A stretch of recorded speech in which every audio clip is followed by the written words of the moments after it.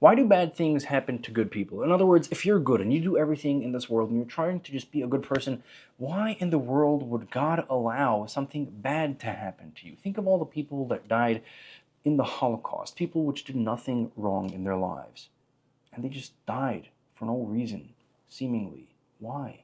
Why do babies need to die? Why is there sickness in this world? Couldn't God just make a beautiful and good world? Now, what I'm about to say might make me sound like a psychopath. I know, because psychopaths only try to make sense of things and they don't have empathy and feelings for anyone. But, I mean, I guess God created us. You know, He created our emotions, He created our brains, He created the way we think about things.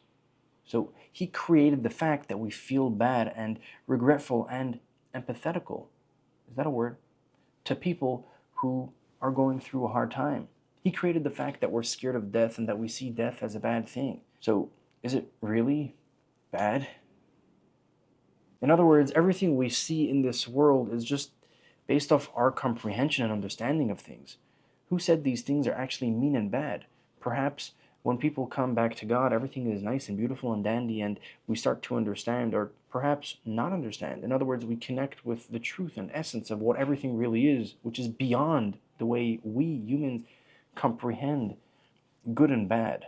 Besides, is anybody even good in this world? Well, for that, you're going to have to watch another one of our videos where we discuss human nature and whether we're actually such good people and sincere.